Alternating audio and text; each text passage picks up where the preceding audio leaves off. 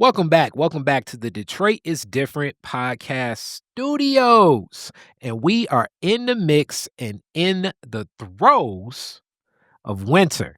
And winter in February brings about a whole lot of love. And there's a lot of ways to show the expression of love. And in studio is a guest that brings out some of the ways that we can love the way we look, pouring into the vision of photography. And photography is a passion that many people, I think, feel as though they've picked up as these devices have taken over the world. But some of us actually can pour in more than just what the shot is. Some of us can coach up a person, pour into what could be the better look, and then just even have ideas of how colors, shadows, light all connect, especially when it comes to this melanin being captured on film. So, with no further to do, Bryana Williams, how are you today? I'm doing well. How are you? All is well. All is well. So, That was good. yeah, Did you practice? definitely. No, this is what we do. We gotta get them That was good. introductions. I gotta introduce so people can represent and know. Much appreciated. Next time they thinking, "Oh, I need a photographer for something." They not thinking that, "Oh, yeah, my cousin just got something." Oh, man, and no offense to your cousin. You wanna get a person that's gonna give you a great experience. Thank you.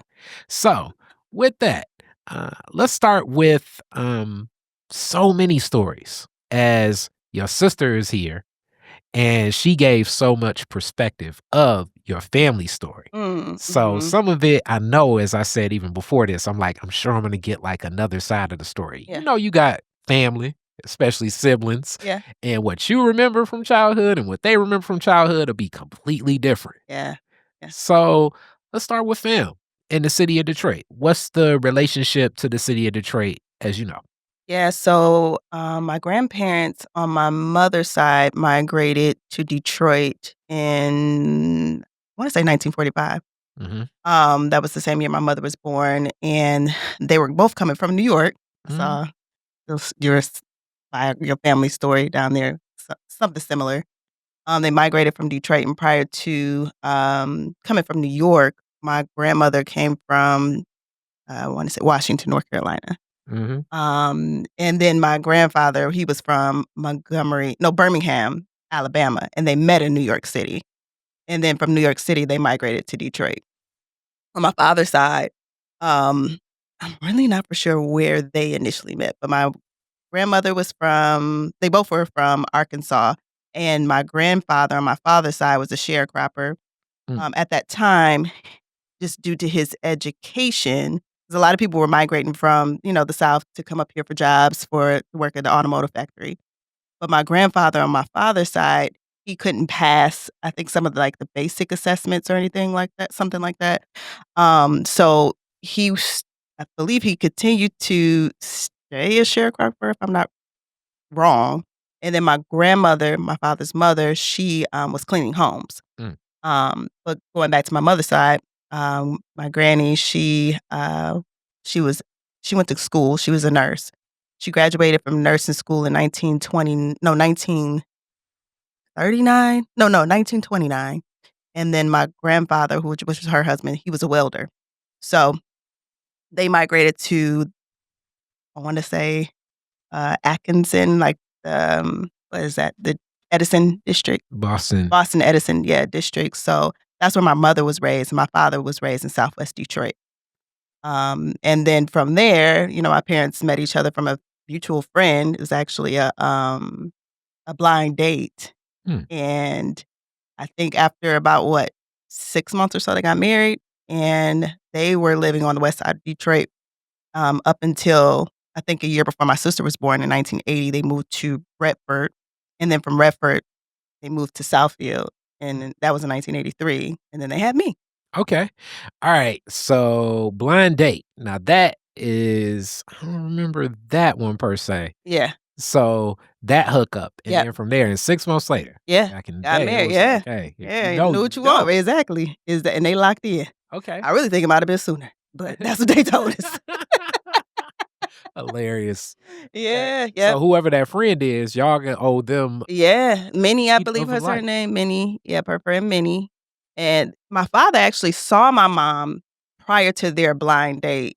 like, on the scene, like, hanging out, Mhm. but he didn't approach her, and then when they had the blind date, I think he kinda put 2 and 2 together who she was. So, technically, it was a blind date because he didn't put 2 and 2 together, but, yeah, so she hooked it up. Minnie hooked it up. Okay, so 49 years, they wrote it out. shout out Minnie. Yeah, yeah. You and your sister owe Minnie, like, a I birthday know, right? present every year. I think she might be gone on to glory by now though, Hey, but well, yeah, when well, she was still. gone, y'all need to celebrate that. Right. Shout out Minnie. Yeah. So Southfield, Yeah. and you're born there, and what was, like, the feel like in '80s Southfield that you Uh, remember? yeah, from what I remember in childhood, Southfield was way more diverse than what it is now. Mhm. Diverse meaning you had your, Russians or no, Polish. It was a Polish community, Jewish community, had your Chaldeans, and then you had your whites, and it's a very small fraction of us blacks. I think we might have been I don't wanna over exaggerate. I know we were one of the first because we made it in the news. Wow. It We was a made it story in in the the news. Detroit newspaper, yeah, basically, like, letting people know the blacks are coming. Mm, That's how I like, in hindsight, I think that was what the message was they were trying to relay, like, "The mhm. blacks coming." And, so my dad, he started working in the factory when he was 19, but he worked his way up to corporate by that time in the '80s, and he just, really grinded out and made a way for us. Their whole objective was to, just wanting us to have a better more opportunities, I say that, moving to Southfield, and it was way more diverse at that time, and I remember just having a lot of culture and being exposed to a lot of culture at a young age. Me and my sister, we both were into the arts. My mother was into the arts, so she always kinda exposed us to arts and culture and diversity, and it was just kinda like a norm for us growing up, and So when you say arts, and mhm. as a child, what would that be? So, I played the violin for probably about 7 years. That was my first instrument. When did you start? Started, I think I wanna say 7? Hmm, 7? Yep. I did all 3 elementary school and then middle school. hmm. And when I got to high school, I thought I was too cool. I wish I stuck it out. My mom, "You shoulda rolled me. Shoulda stay on me with, continue to play that instrument." I wish I did, but I did pick it back up about 4 years ago. Okay. But yeah, so that was the first instrument I started playing, And and when you played, where did you play? You said all through elementary school. Where did you mhm, play? Who were your teachers? What do you remember about it? I can't even remember. I think my teacher name was Miss Sharp, Mhm. no pun intended. Okay. There you go. See? I There think you her go. name was Miss Sharp. Yep, and then I would just perform at recitals, Mhm. when kids School recitals. recitals. Not even school because it wasn't part of school in elementary school. I wasn't taking violin classes through school in elementary school. I was taking violin classes just outside of Mm, school as an outlet. And then during middle school, it was actually during school. So, school concerts. okay. Yeah. Yeah. Alright, do you remember, like, those moments, and really these questions I ask for so many parents Mhm. and just people always wondering, like, those impacts of being a child performer, and what do you get from those experiences in childhood? For sure. I felt like as far as just how I felt or what I So, 2 levels. experienced. So, first we can go to how you felt, but Mhm. also more so, how do you feel that's impacted, and how do you think that's impacted some of the things in your approach towards your artistry today? Yeah, so I feel like because I started at such a young age and I felt like it was just a natural interest of mine. Again, my mom didn't push us. She exposed us and I feel like um it's impacted me now because I still consider myself creative, but not like one dimensional in my interest with art or creativity. So I love music. I love paintings. I don't necessarily play anything right now, but and I don't necessarily paint, but these are like mediums that I could just appreciate. I could just appreciate those forms of expression. And also using that as a form of art therapy too, because I never really connected the dots between art being a form of therapy until my adulthood. Like, I didn't look at it like an outlet, but it was actually acting as an outlet even at a young age for me. Explain what you mean by art therapy. So, when I dive into whatever it is that I'm creating, um, it's like an escape almost, like with meditation, right? When you meditate, you usually are absent of thought. You're absent of what you may be worrying about throughout your day. So, if you're using, art as a form of mediumship, I don't even know, is that a word? Mediumship? What We gonna go with it. right, is if you're operating, like, from a space of, creating or whatever, for me at least, I'm not thinking about anything else outside of what I'm creating. So it's like a form of meditation for me. Does Mhm. that make sense? So in photography, and we'll expand as we Mhm. get more there in your story, when you're setting up the shoot, when you're editing the photos, when you're having the shoot, you find that as a space where your focus is centered around the artistry of it as opposed to so much of what's going Technicalities. on around the world Yeah. and just in life in general. Yeah, yeah. I typically, like, I'm super focused on the task at hand. Um, I feel like I'm more focused in the moment when I'm taking photos. I've gotten to a place where I'm comfortable and confident in what I'm capturing versus maybe in the beginning, I might overanalyze, like, the shots or, um, critiquing, and not really in the moment, when it came to me actually making it a business because I was started shooting when I was 12 as an outlet, and at that point, I was using a film camera, um, and I wasn't so caught up in the shot, you know what I mean? It was more so just an outlet. And when I started as a business, though, I started getting more in my head, started being more critical of shots and, like, lighting and things like that. But at the end of the day, the more I got comfortable with it, the more I could kinda get in flow where I feel like that became like a form of art therapy. So at 12, so this is concurrent with the violin in middle school, you pick up photography. Yeah. Mhm. All right, I definitely didn't think we would jump that fast into this, but let's go there. What was it that drew you to photography then? So my parents, my mom, well, both my parents, would take us to the DIA or different museums, like Gordon Parks. I was exposed to him at a young age. Like I just loved how photos looked, like especially when it was with film, like with film, and the development of film. It's just so rich in like I don't know. It's a difference between digital photos and film photos. I don't know if you agree or not, but I would say it definitely is. I'm not best in the eye, but I okay. can say this. So for my younger viewers and for people that, yeah, just younger viewers, um, at one point in time, photographs have been around for centuries. And before, the way that photos would develop was through a process of taking film and exposing the Mhm. film and even having those dark rooms. Yeah. So, like, a dark room is similar to, like, if you all have ever seen, I don't know, in so many movies, usually like a red light, and people go through like a art form itself of even developing the film into the dark room.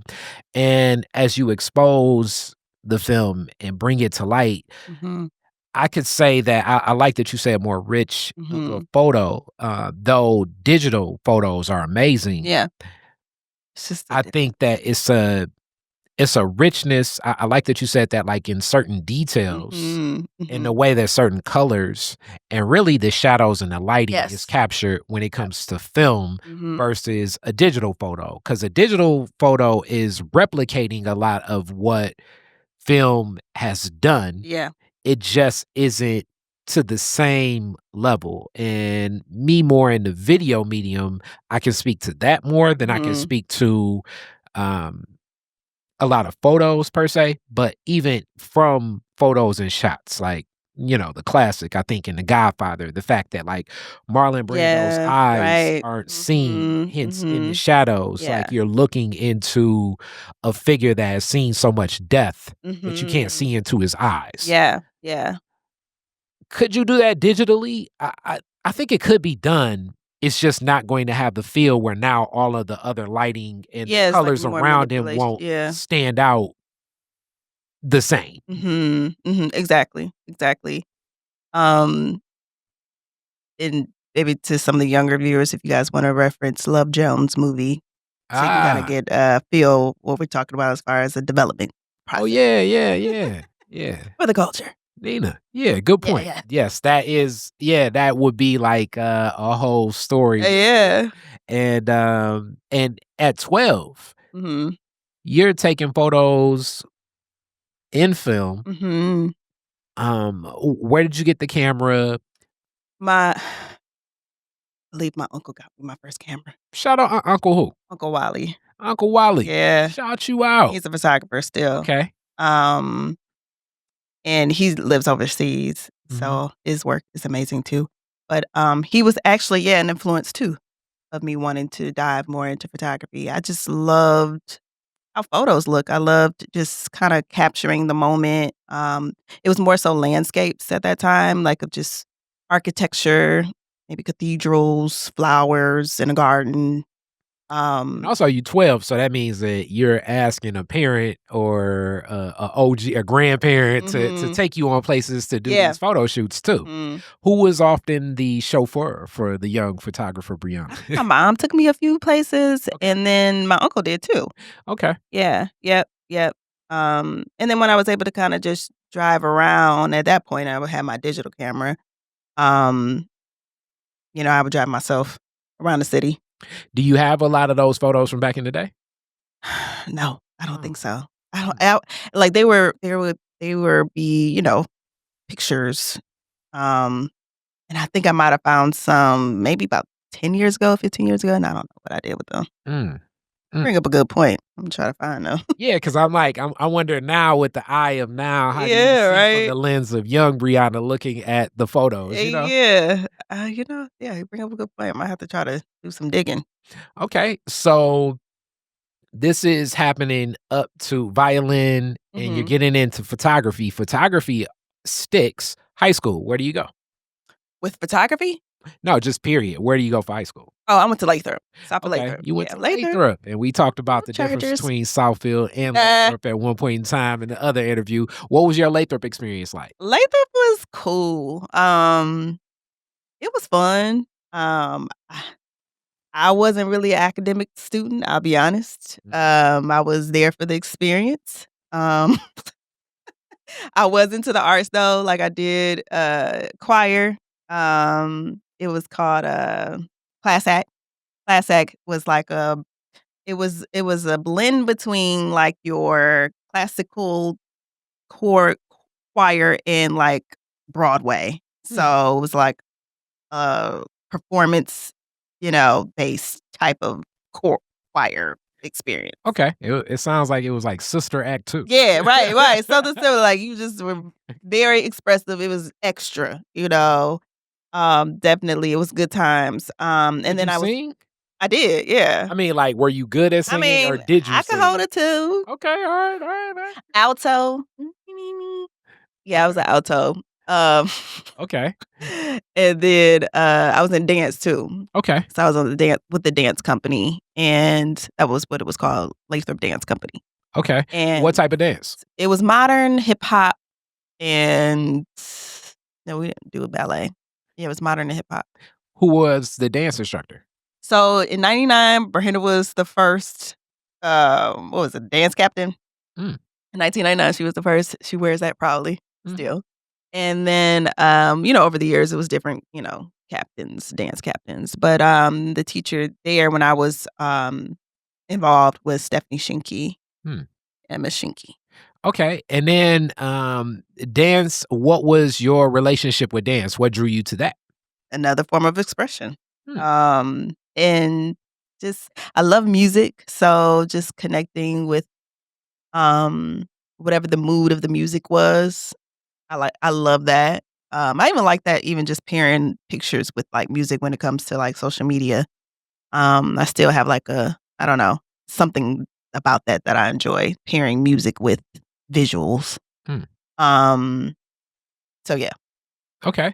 All right. And so singing, dancing, that's grounding you. Mhm. You thinking about the rest of school, it's like, oh, it's Yeah, like, killing me. academic that was not my I just was not focused. I mean, I got my stuff together once I made it to OCC, Mhm. and then eventually I went to Marygrove. I was like, "Oh, that's all I had to do was just focus? Okay." Noted, and then I actually started Who would applying have thought? right, like, Who would have thought? Who would have thought? pay attention and focus. Alright, that's not too bad. Mhm. So I started doing better with my grades, but yeah, I was not the academic student. Okay. Yeah. So then during this time, you keep that camera with you. So I wasn't shooting. I put the camera down probably when I was about maybe 16, 15, 16. Mhm. I'll say where it wasn't as consistent. When I got to high school, I just thought that stuff wasn't that cool. Now I did stick with, you know, class act, which was the choir, and then I also stuck with dance, but outside of that, I didn't really pursue Any creative interest. yeah, nothing like that, like I wish I did, but, you know, I put the camera down, I put, the violin down, and I another, I guess, outlet that I let go of was karate. I was doing karate until I wanna say middle school middle school? Mm. I quit that too. I quit all, like, the cool stuff, Mm. thinking I'm Well, cool, yeah, I you was gonna know? say the stuff that as a teenager was not cool. Yeah, You look back and say that kind of was cool, it was. but for a teenage you, it was It like, wasn't, and then I don't mm. think I liked the discipline of it at that time. Because with that, you have to practice, you have to rehearse, and I'm like and the only time that we would rehearse really, well, at least that I would do, with choir would be in class. Mm. I don't think we had, like, required after school rehearse maybe a couple, but, yeah, I wasn't really with the whole practicing stuff. Okay. Yeah. All right. So OCC, which Mhm. campus? I went to pretty much all of them: Royal Oak, Southfield, Farmington Hills, Okay. Auburn Hills. What was the experience like there? So there it was cool. I did like that it was small classes. The student teacher ratio was was small. I would say maybe about 20 people to 1 or 20 to 30 people to 1. Um Instructor or professor? yeah, yep. So I like that. And then again, I was able to really like apply myself and I was like, okay, all right, I think I might like school a little bit. What classes were you taking?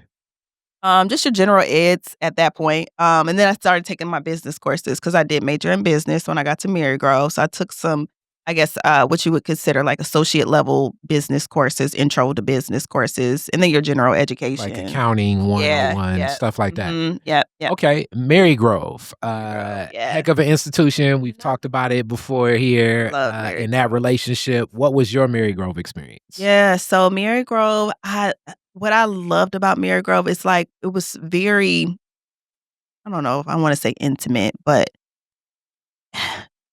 it was close knit, with the professors too. The professors were just super knowledgeable obviously and then like just I guess in a genius in their own lane, whatever it is that they were teaching.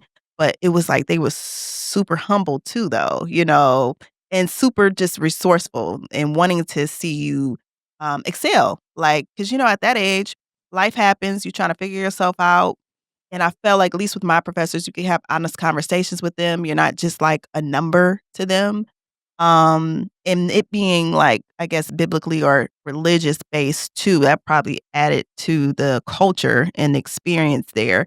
They just seemed like they just were heart centered, and not just, trying to, I don't know, there for a job or a check. So, what era Marygrove? Is this like the Dr. Fike Marygrove, or is this like I the started in Dr. 2006. Honders? I mean, no, Dr. Price. That's what I think. I'm Yeah, I think it was Price Mhm. around that time. Okay. All right. And in that 2006 era, Mhm. this is still like a commuter-based school, but OCC is similar to that, being like the youngest person in a class with like Yeah, grown-ups. yeah, yeah. How But did you adjust to that? a lot of my classmates were cool. They were grown. They were older. A few of them, Judith Chapman. I haven't seen her in a few years, so on Facebook, but we still had a relationship. She was a bit older than me. And there was a few other women that were older than me that were just super just, I don't know, kinda, community type of, women, they helped me kinda along my journey, Okay. not necessarily struggling, but just trying to figure myself out, um, whether it was, like, with school or just personal, you know? And back to this key in creativity and artistic expression. Mhm. During that time, what are you doing at Mary Grove creatively? Yeah, so I took a photography course. It was a film photography course. Hmm, I took that a course there, and I also did a art therapy course. hmm. That actually helped me identify what art therapy was because I never heard of art therapy until I took that Who is the course. professor? Man, You really, don't remember the I don't, professor. I don't. Okay, okay. But she was super cool, super funky. Um, and when we were assigned our projects, because one of our projects was we had to draw a timeline from our earliest memory and anything like that substantial that happened between our earliest memory to that present date. And we had to explain what was happening. And some students were getting super emotional. I'm like, wow, like I never thought about art in this form, but then it made sense when I started to learn more about what art therapy was. Hmm, 'Cause some okay. people had some traumatic experiences and they were, open and sharing. It was kinda therapeutic. Okay. All right. So in from the art therapy, getting that lens, and then the film and photography course. So and taking that, do you run out, get a camera again? What's your take? So, 'cause, I was there from 2006 to about 2012. Mhm. So yeah, I was still definitely shooting. I did eventually get a digital camera, but at that time, so my first, I guess I would say, mentor in the digital camera world was Art. He's actually with Picture Me Clubbing. Okay. He allowed me to come up under him at Picture Me Clubbing, so I was taking pictures at the clubs, learning about my digital camera. But I What and this is what This era? was like 2007, 8, maybe? No, 2010, Okay. 2009, 2010. So this is like Grand Central Lounge. Yeah, yeah. I guess the what word Um, restaurant was y also like a club. yeah, Club Blue. Mhm. That was on Woodward too, right? Yeah, Zoo definitely. Bar. Okay. All right. And then nightclub photography is Hustle. another it's a arc. As we've talked about these backdrops being painted and different things like that. Right? It's different arcs of it. Yeah. But also shout out to Kevin and Crush Photography. Yes, Um, right, yep, yep, yep. and the work that they would do Mhm, of like I don't know if you all remember this, but it would be and Picture Me Clubbing in that same arc, like, mhm. you would have before these devices were what these devices were, Yeah, people would come out fresh and fly. exactly, And then wanna you get their had picture the taken. the photographer that Mhm. had the airbrush background with, like, the Renaissance Center and, and God knows, like, a Lamborghini or, Right, with the like, yeah, cars, yeah, yeah, that photographer, and then you had someone in the club that's like, okay, just taking pictures of yeah. everyone Mhm. and then putting them up online, and then it's like, okay, for $5 you can Yeah, download it, asking and if you now wanna print them out, though. I used to be like, "You wanna print these out? yeah, you can print $20." it out and you can have this photo of you looking fly Uh-huh. in the club, and it goes back and back and back and back in Yeah, time. If you yeah, go to my Con Suntory interview too, shout out Con, that's been going on since back in the day. Like, yeah. you may have a picture of your family where they're sitting around at like the Flame Show Bar or Latin Quarters or something, and they sitting with Mhm. a cabaret table in suits and stuff. Yep. It's the same. Yes, yep, It's the same arc. It's like yep. we're capturing this moment. Mhm. The number one thing I can definitely say about a lot of club photography is the lighting, Yes, yeah, yeah. and you're mastering low light Mhm. exposure and capturing a person, and you're looking to get the best photo ever. Yep, So a person's like, "Yep, I'll buy that for $10." exactly. Yep, In the yep. crowd of people, and Mhm. alcohol, Right? music playing, Exactly. performers performing, Okay. people looking to have those love connections, Right. people hanging out with friends they ain't seen in forever. So the all of this is happening, Yeah. So I definitely think it's a hard hustle. Yeah, for real, seriously. But, it did allow me to learn my camera nonetheless, like you said, with the lighting. 'Cause I had a flash on my camera too, so just, he was able to kinda guide and give me feedback, and I was able to get more comfortable with my camera in that space. Mhm. But eventually, for me, I just got tired of that scene. Yeah, I got you. And Alright. then I wanted to, also at that time though, so, um, I used to aspire to model back in that time too. So, I worked with a few photographers on that end as, like, a model, so I was doing, like, the time for print back then. Um, and that also was inspiration for me too, to wanna get into the type of photography that I'm currently in right now. I didn't immediately go that route, but it was like, okay, I knew I wasn't the only one because I was, I guess, typecast in a sense for doing, like, urban style type of modeling. So, Mhm. because I was curvy, I would kinda just be, I don't know, presented those kinda opportunities. Yes. So I'm trying to be PC. so definitely, during a snapshotting era, and it really even goes further back, really, if we wanna be honest about this. So, but definitely, like, in that window of, like, 2004 Mhm. to 2000 and maybe about 14, like, Yeah. you got Black Men's Magazine, King King, Magazine, smooth. Smooth. It's like, "Oh, man, she fly." Like, Right. basically, That was the it goal, would King. be it would be,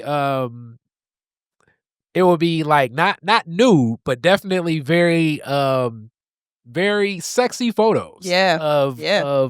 a lot of women that would be considered too big to be quote unquote traditional Models. models, Yeah, yeah. but urban modeling. And then Mhm. this is also the whole concept of like video girls. So like Right. during that time, like music videos Mhm. would have like some of the flyest women you ever seen. And Yep. you'd be like, oh man, who is she? Like Mhm. that's Melissa Ford. Right. Like, oh, okay. It's like, okay, I A want to Buffy the body. how do we find out who she is? And then you Yeah. get a King magazine. And this art kind of started with like a lot of like the men's magazines, like through Maxim, Mhm. like more white Yeah. media. Mhm. But it even goes back like when we think of black media, like Jet magazine kind of starts Mhm. more of Right. a periodical. Mhm.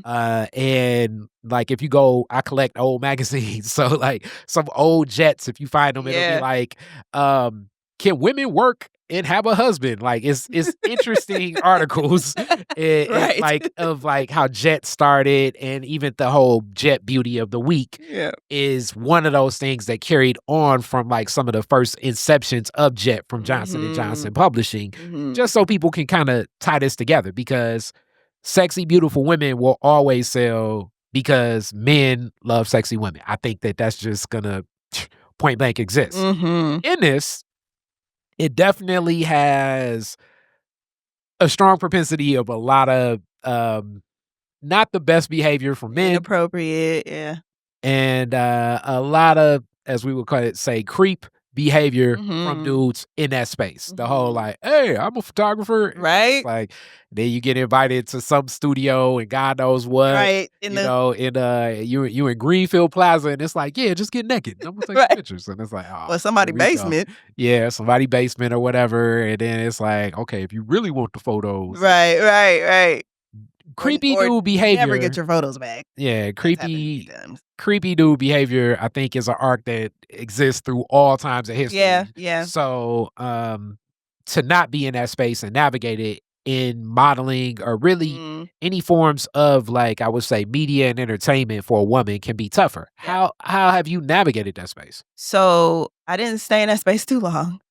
But again, it did spark something in me where it's like, okay, I know I'm not the only one that enjoys taking sex photos, and I know I'm not the only one that may avoid it because of unwanted behavior. So that's what kind of inspired me to want to start taking boudoir style photography. What's boudoir photography? So boudoir is your more intimate style photography. So boudoir, it's a French word. It means private room. So it's an intimate style of photography, typically in like a bedroom setting. It doesn't have to be, but it could be like in an intimate setting. It could be any type of room. In the subject is typically it could be a man or a woman, it's not gender specific, but, most of my clients are women, and the wardrobe usually, um, could either be lingerie, and I like to let people know you could be as creative as you like with it. You don't necessarily have to wear lingerie, but, something that you would maybe lounge in and just kinda be in your own, den or zen, if you will, and having that captured. Um, so yeah, so usually, like I said, typically it's like lingerie or nude, depending on how comfortable the client is. But it is a sensual style of photography. So this comes as like, okay, this is something that's cool. A lot of creepy dudes in this industry. Mhm. And sometimes even creepy women, just creepy people. Yeah, It yeah. exists. Mhm. It's a fine And line there. you wanna live in this space, um, because you know it's a market, but so many people are like, "Can't do it." Yeah, yeah. Alright, so how do you say to yourself, "Okay, you see the market, you have the passion for it." How do you begin the journey of doing it? Just creating and sharing. I think especially in this digital era, people have to see and see themselves. So, I'll say within the Black community, you haven't I'll say within the last probably I mean, I guess we're not represented in so many different areas or industries, but within, I'll say this realm specifically, it is, majority, white people that you see do this type of photography. So having Black people and Black women or just Black couples or Black men see themselves in and they're in the image, I feel like that helps people to, feel like, "Oh, I could see myself actually doing this." Sometimes people have to really see themselves. So creating, images where they can actually see themselves, and, I work with average women. It's not like they have to be a particular size. A lot of the women that I service are plus size or curvy. It's no specific size, but a lot of women that I have been of service to are, fuller figured. So I think even women seeing that can help people feel more comfortable with doing it themselves. And also, I think sometimes people may think, oh, if you do a shoot with me, you're going to see yourself on social media. Like I only post clients that either give me the consent or they're models that give me this consent. So, this is something that could be just for yourself, um, or your love partner or whatever, your lover or whatever. Whatever your intention is, it could be just for you and doesn't have to necessarily be showcased. Okay. Alright, and for that, how do you hit the market? Like, let's go back in time when you start. What's that first package? And I know you said, like, you got social media and everything. Who's the first person you approach and like, "Hey, Like you to wanna take this create photo?" Yeah, like, who like are, like, some of model your first early clients clients, for this? my first early Because client. I imagine, like, that approach of everything kinda puts you in a space because it's not you know what I'm saying?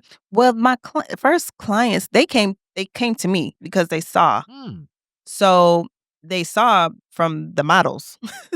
Now my first models, my sister, she was mhm. one of my first models, and I just asked a couple friends if they wanna take some sexy photos, and they were So you started from, like, mhm. okay, proof of concept. Yeah, exactly. Yep, yep, and then Alright. presenting it from that standpoint, and again, it's where people can see themselves, they'll be more inclined to be like, "Oh, I wanna do that too." I can try that. Yeah. What's the setup like for one of those shoots, like, in Mhm, a hotel? Because also, I mean, I'm thinking, like, the lighting, the mhm. space, some of these Yeah, spaces may not necessarily be, like, the highest ceilings, like, all right. this stuff I'm speaking is real nerd, technical, Mhm. video, photo stuff. Yeah. What's your setup like? So now I have my own studio space. So it's a open space, loft, natural lighting, lots of tall windows, tall ceilings. So have a lot of natural light that comes in there. Mm, And I typically only shoot between, particular times w when the lighting is its best. why do you like natural light so much? I just love how I love dark and moody. Like I love the dark and moody image. And I feel like with natural light, you it's just more natural. It's not, I guess, like studio. It's not as harsh. I don't wanna say harsh. I just like the softness of natural light, especially when it comes to, like, the ladies that I shoot. It just softens the image or softens the subject, It's more sensual to me, in my opinion. Um, so yeah. Okay. Alright, so that's where you're at now. When you start, Oh, yeah, when I started, I was what renting was the setup? hotels. Yeah, I was renting hotels and I was renting Airbnbs. Hmm, And I was intentional about, you know, the room, where the room was located, depending on the time of the shoot. Um, and then the Airbnb, when I first started though, with the Airbnbs, though, I was using studio lights. mhm. So I kinda changed up some things, because I started liking more of that darker, moody type of, aesthetic. Okay, and I'm guessing in this journey and, like, putting that into the cost of what it's gonna be, because now it's like you get in the room, you're really, like, Mhm. setting that moment Yeah. as that's what's added in your time. How long did they take in the beginning, and what's the session like? The beginning, it was probably taking a little too longer too long than what they needed to take. Mm, 'Cause, I was in my head, just trying to make sure I got the right shot and, the lighting was good, so it would go a little longer, and then at that stage, I was doing a lot of deals, just trying to build my clientele up and build my body of work too, but now it's like the packages are more of like a pampered experience. okay. So, makeup's included, with the package as well Who as makeup, who Mhm. and I was gonna get to that, but who's doing the makeup? Or have you partnered with Yeah. many makeup artists? Over the years, I partnered up with quite a few. Right now, I stick with 2, um, and we work great together because they are part of the experience Oh, too. you can shout them out. Yeah, so that's Swan and Zevin, What up, what up? my Virgo sisters. Yeah, so we create the atmosphere, and I think that's very important to, have the personalities that help create that pampered experience. We hype you up, we got music going, I provide wine or mimosas depending on the time of the session, and it's a good time, you know? And that's the other thing that I was gonna say. Being that you're capturing such an intimate moment, the I do believe that a lot of artistry is about emotions. Yes. We're emoting so much. Mhm. And just in general, I'm generalizing just people in general, but a lot of women I know got, like, so much sometimes in Yeah. mind of, Mhm. what's being juggled between, like, work, family, kids, Yeah. volunteering, rolling, like, caretaking, this, that, or the other. So to tap into that moment of, like, where they're feeling sexy, where they're feeling Mhm. beautiful, like, it's in that art Um, therapy a lot yeah, to exactly. to create that Yeah, space. exactly. Yep, and I'm really intentional about that and which is why I'm intentional about the makeup artists that are present too, because they help create that The energy. atmosphere. Yeah, because the more nervous you are, and I understand a lot of clients that I've served are nervous because it's their first time ever doing a boudoir session, let alone you're half naked in front of people you don't even know. So I like to cultivate the relationship in the initial stages where we do the consult calls. So even having that conversation, asking them their why are they doing this? What's the inspiration? What's the intent?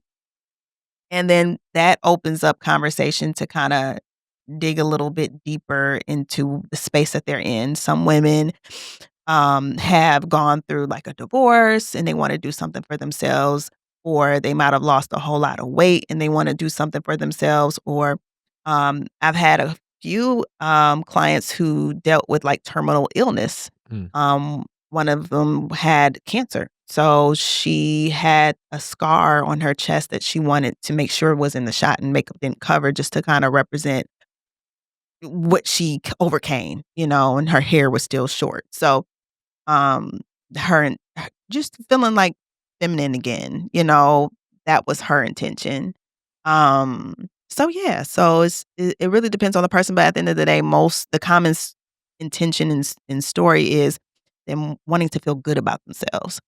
And then I'm also encouraging them to make sure that they're just relaxed, because the more relaxed that they are, the better their images will their energy will read through the images, because when you're anxious, it reads through the images. So, usually they're not gonna be satisfied with what they see if they're anxious and not really comfortable. So I just try to make sure that they, just have them relax, shake it out or just do some deep breaths and just get present and like start to really just tap into themselves. Like I said, we got music going, it helps with the mood. The wine definitely helps with the mood. Um, just to getting them relaxed. I mean, um, being relaxed, I think it puts you in this receptive mode, and it could be considered sensual when you're relaxed too. So that energy is similar. So, and I think that helps. The whole intent of what boudoir is about sensuality and leaning more into your femininity and being in a receptive mode. And when you're relaxed, you are more receptive.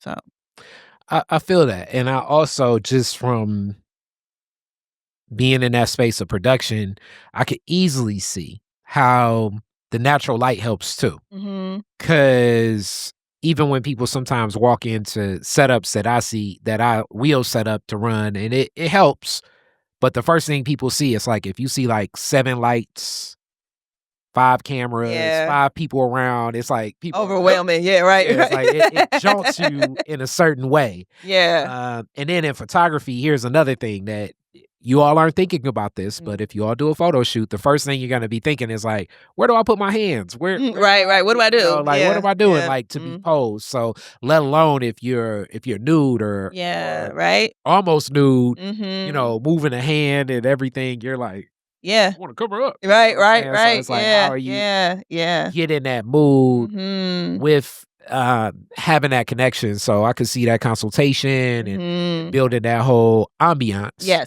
yes, yes. for the experience, Mhm, mhm. and then people walking away saying like, "Wow, that felt." Yeah, yep, yep.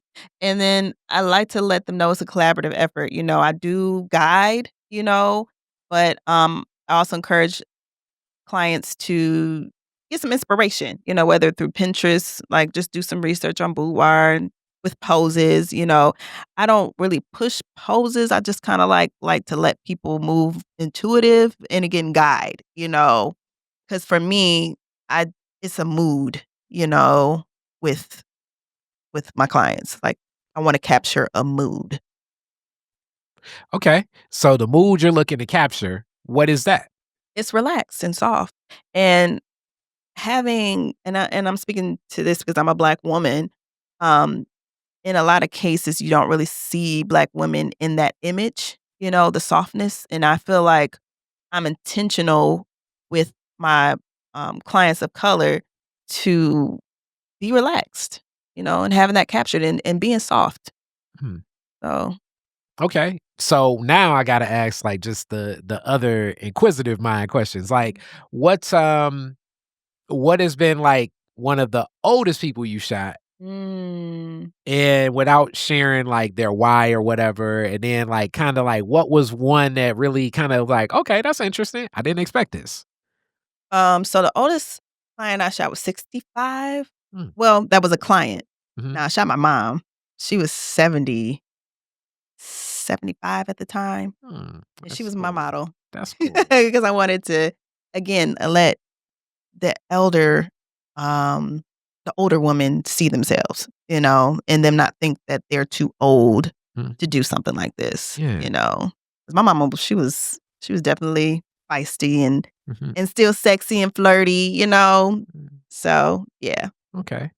All right. So with that, I would say definitely, and rest in peace Mhm. to your mother. Mhm. And also, and shout out to the 65-year-old too. Yeah. What was the one that threw you for the loop on what that like, okay, I didn't expect this, but let's do it.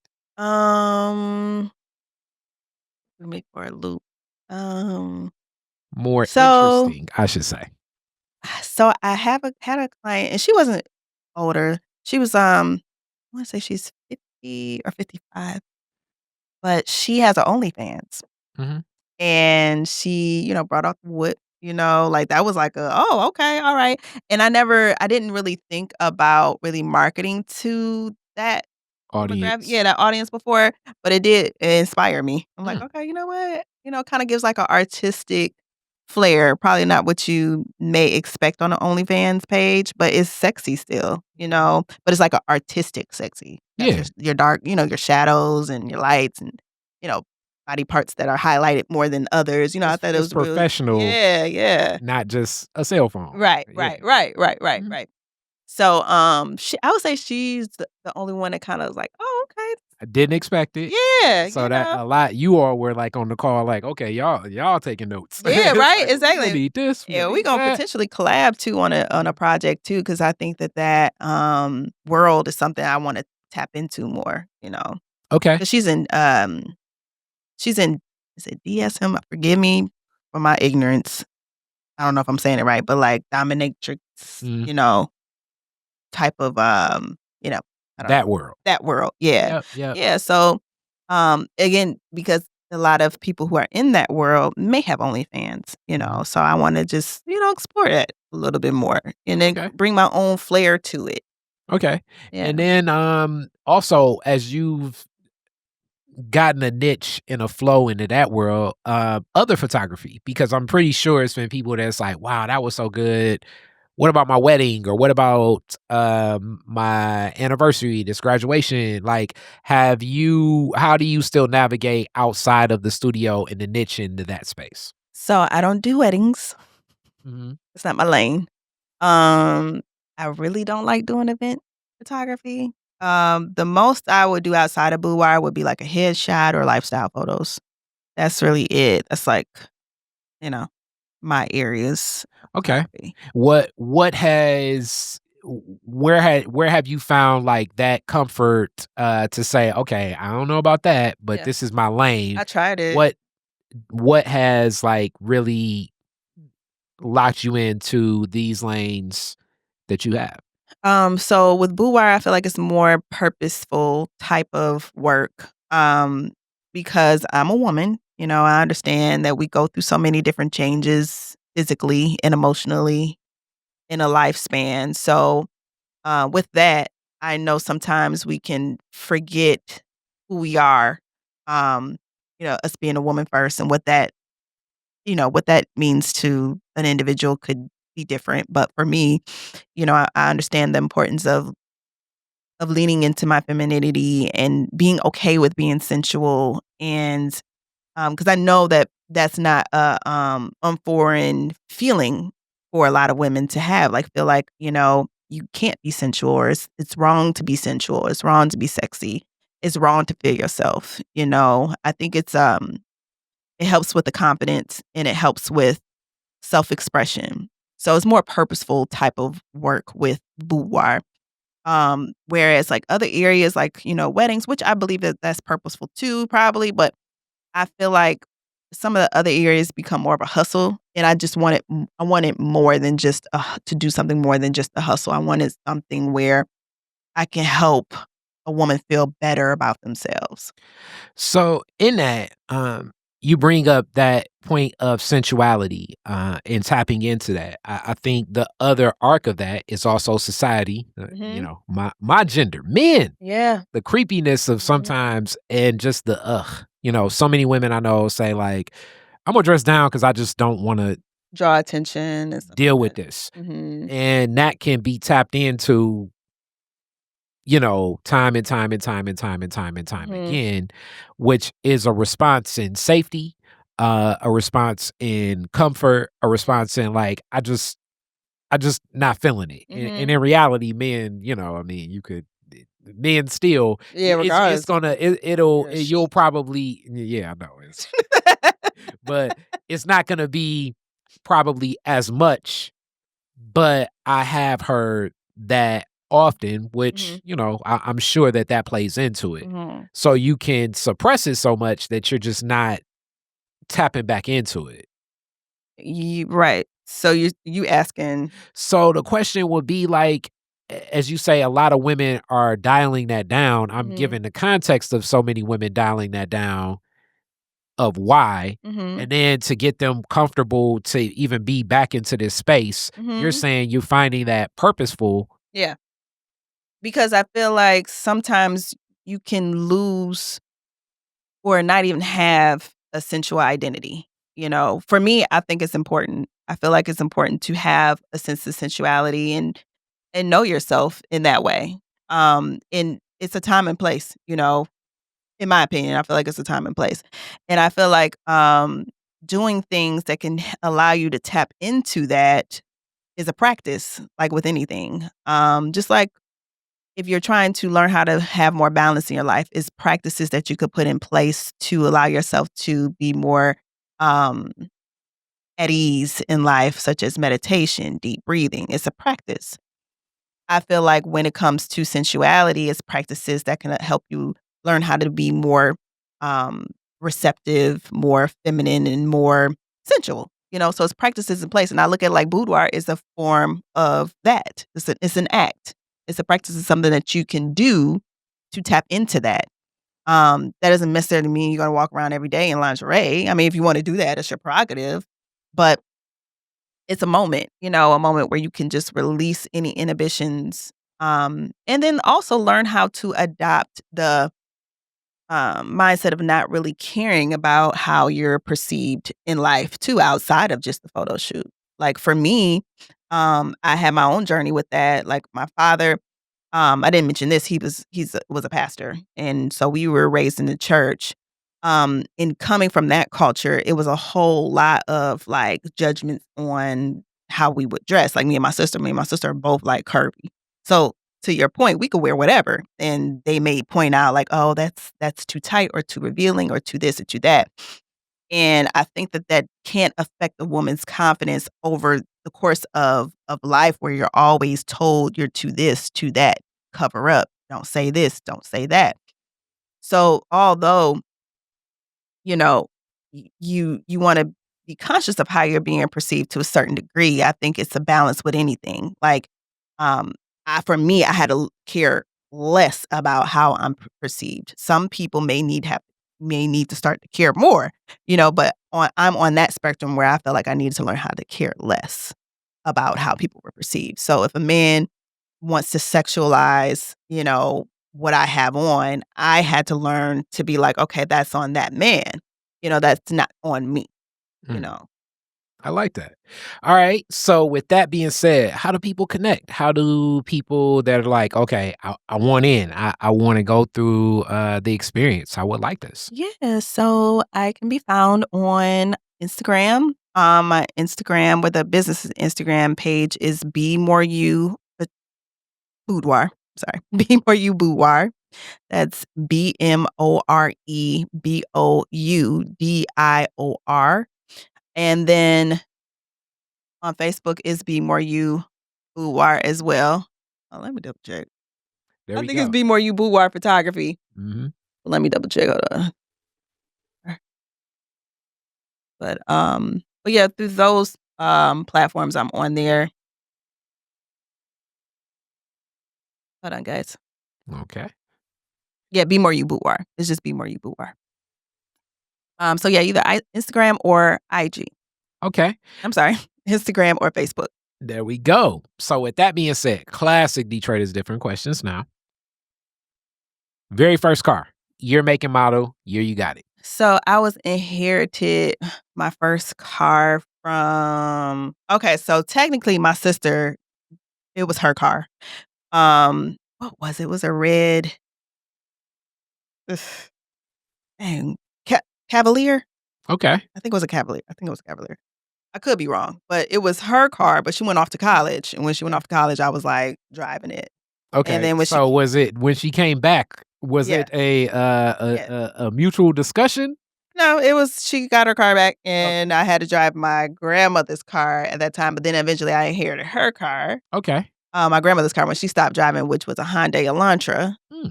but I bought my first car when I was shoot, I was, like, 23, 24, because I had like, again, I had that my grandmother's car. And I had that for some years, but first time I bought my car was 25 or 26, and that was a Buick LaCrosse. Okay. Yeah. All right. Where's the first place you went? with the Cavalier? Like hanging out? No, just period. Probably over like friends' houses. We skip, you know. Okay, so you were hanging out anyway the very first Yeah, day. yeah. As you say, you were more in the social I dynamic of high was. school I was. I know. than the academic. Place I ain't had no business. So it Northland. was a good time. Right. Where you first went. Right. Arthur's Treasures. Exactly. A Greenfield, 8 Mile. All right. So you're the DJ at the end of the fireworks, Woodward and Jefferson. You get to play 2 songs. What songs you playing? Hmm. I'm a DJ at the Woodward fireworks. Yep. Hmm. I play. It would definitely probably be some house music, or techno. So it's this techno DJ and her sets. I can't remember the names of them, but it's like I don't know if you heard of DJ Flip. Mhm. Yeah, like it would probably be one of her like sets. Okay. Yeah. All right. So you just put it in the hands of DJ. Okay. All right. Yeah. Get the people dancing. Yeah. Right. Yeah. Last question. You could rename after Woodward after one Detroiter. Who would it be and why? My granny, Winifred Jackson. Why? And because she was just so my grandmother, like I said, she was a nurse and she went to nursing school she graduated in the 1930s. So she was just a pioneer, um, a rogue, if you will. Like she was always someone that she was about the community because she served the community um, through her church and then outside of that, just in her social circle. Um, and she was fun, she was fun, she was community oriented, people oriented. She even housed back in the day, I'll say probably between the 40s and 50s, she housed women that were escaping from domestic violence with their husbands with her husbands. So she provided housing for them back in the day, so she was just a pioneer. She was a woman centric, she was woman empowerment. I feel like she embodied that.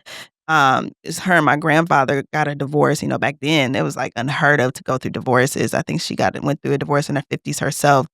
They went through some of their issues. There was some emotional abuse going on, and she just wasn't tolerating it. And she just kind of created her own chart in life and lived life to the fullest, and not aligned with society's norms. Like her even leaving from down south, to going to New York City was unheard of back then. She just always kind of created her own lane in life and was very inclusive of people to join in with her. I love it. Yeah. I love it. With that being said, thank you so much for this Detroit is Different. Thank you. I appreciate it. This was great. All right. Peace. Peace. Detroit.